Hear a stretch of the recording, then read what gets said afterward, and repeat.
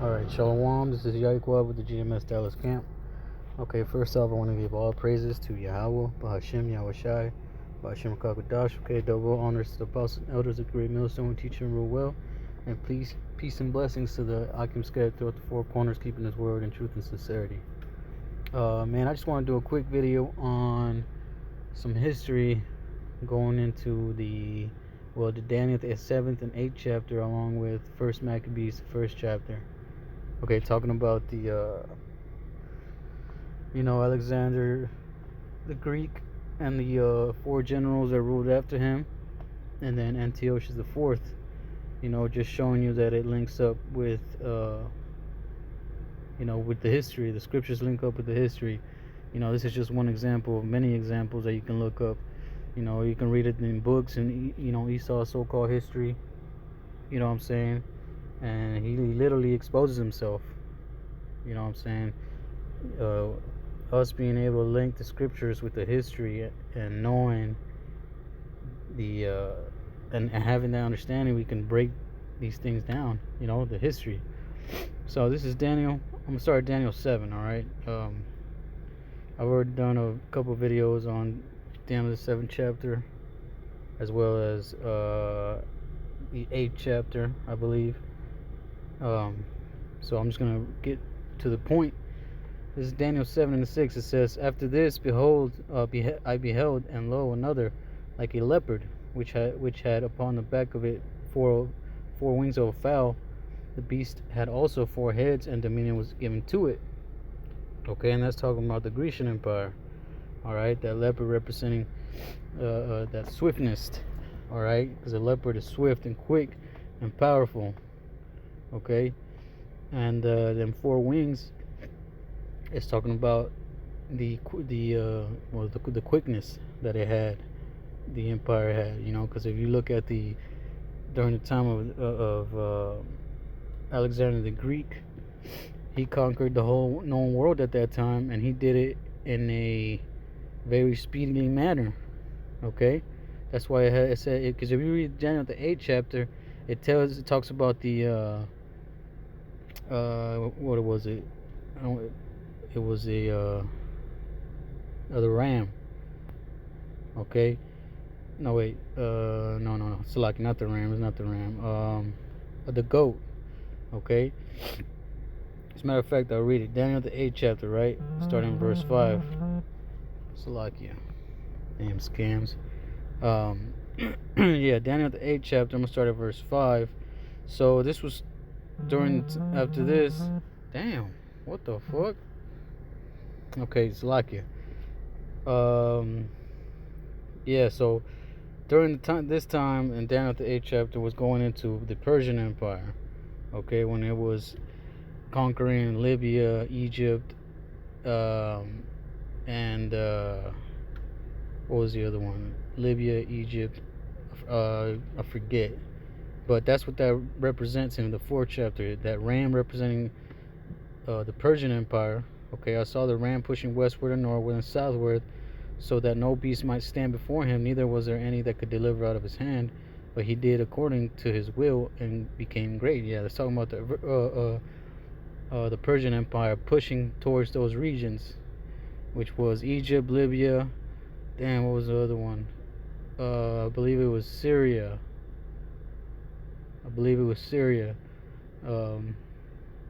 I'll look it up. In a little bit, just to make sure. And as I was considering, behold, an he-goat came from the west on the face of the whole earth, and touched not the ground, and the goat had a notable horn between his eyes. Okay, and that's talking about the Persian Empire. I mean, it's like the Grecian Empire. That goat is the Grecian Empire, and that horn is talking about Alexander the Greek. Okay, and this was during the time, because there was many wars between the Grecian and the Persian Empire. Okay, but this one was the final war, the Battle of Golgomea, I believe it's called. And that's when Alexander completely destroyed the Persian Empire. Okay, so look, verse 6. Oh yeah, so where it says, "and touch not the ground," is because he was moving so fast. That leopard with the 4 wings was moving so fast that it looked like he wasn't even touching the ground.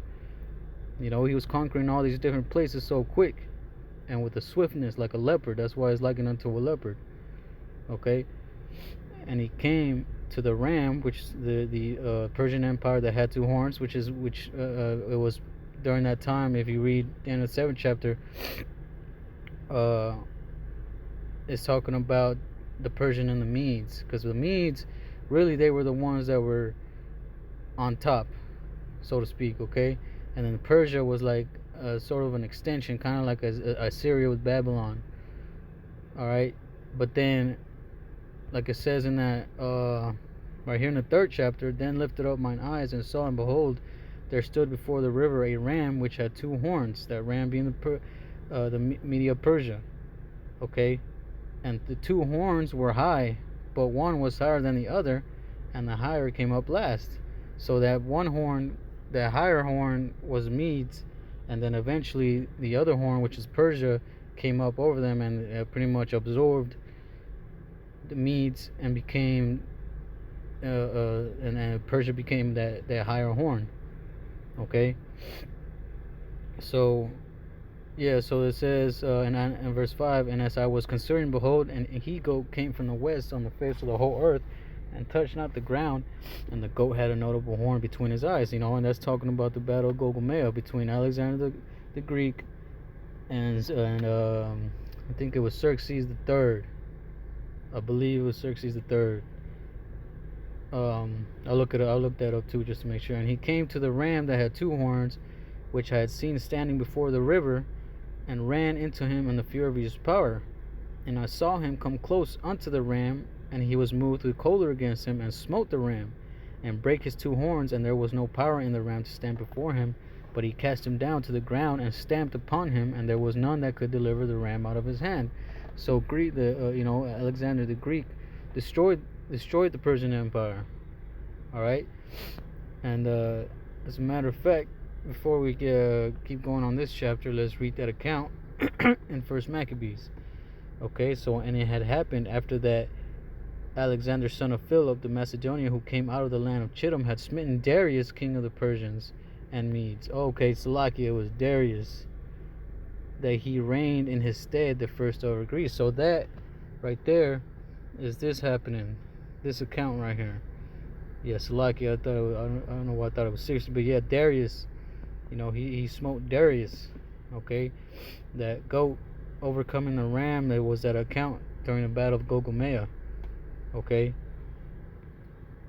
so let's go back to that, right? And it says, and made many wars, and won many strongholds, and slew the kings of the earth, and went through the ends of the earth, and took spoils of many nations, insomuch that the earth was quiet before him, whereupon he was exalted, and his heart was lifted up. So it got to the point where there was nobody else left to conquer. And that's in the history books. You can read that. It says that he literally started crying because there was nobody else to fight, because he had conquered the whole known world at that time, right? And you're reading it right here too in the scriptures, all right? So verse 4, it says, and he gathered a mighty strong host, and ruled over countries and nations and kings, who became tributaries unto him.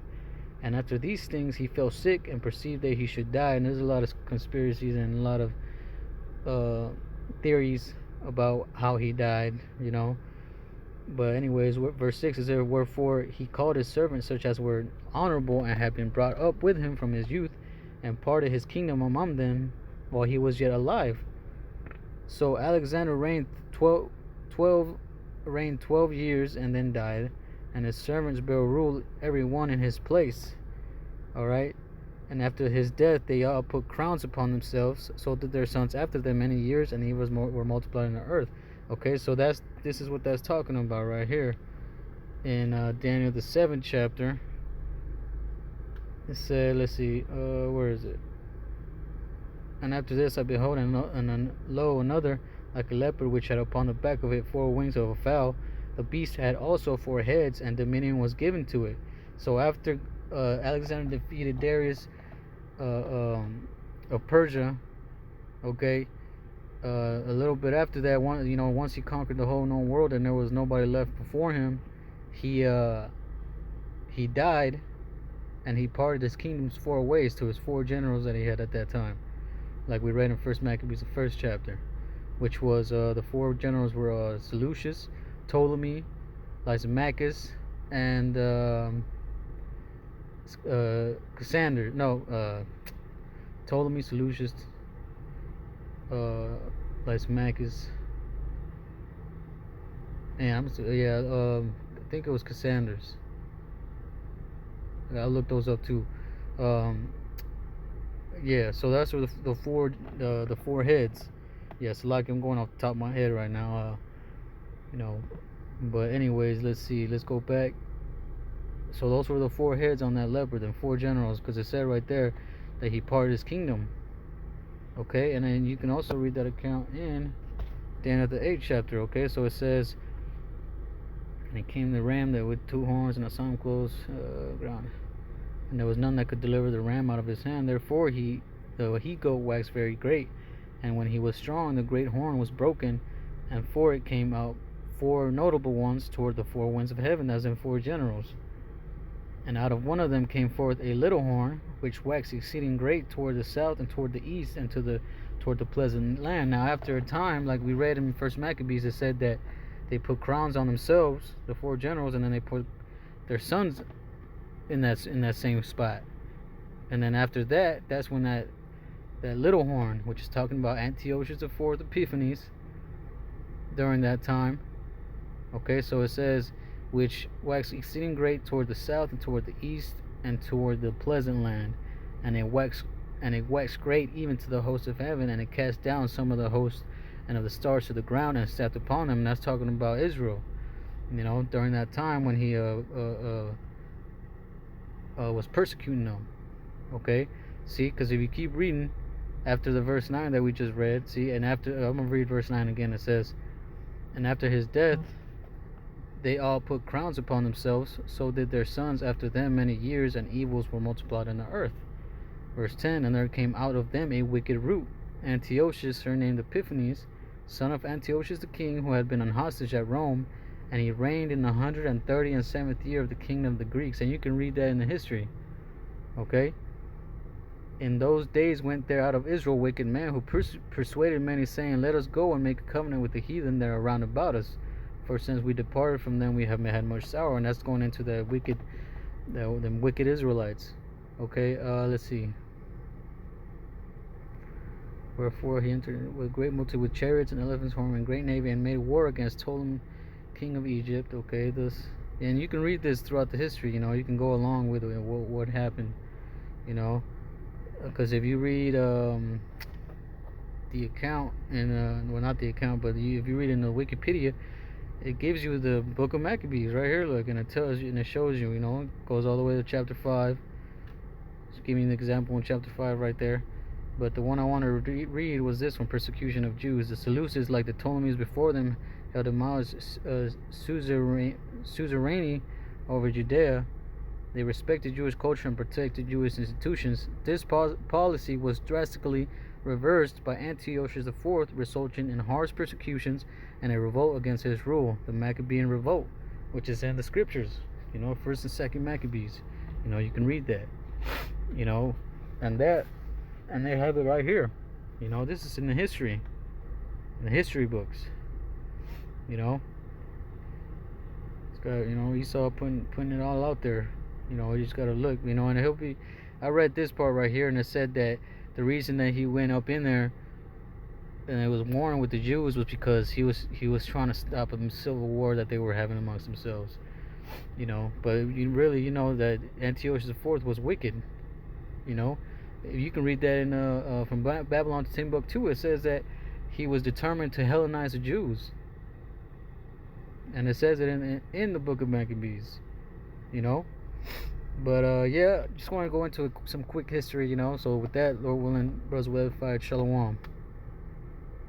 Well, actually, before I go, let me make sure that Alexander, four generals. I just want to make sure. I don't want to give no false info. Yeah, Cassander, Ptolemy, Antigonus, but Seleucus. So yeah, Cassander, Ptolemy, Lysimachus, and Seleucus. Yeah, yeah. Okay, so it was Cassandra. Okay, Khan. All right, with that, yeah, with that, Shalom.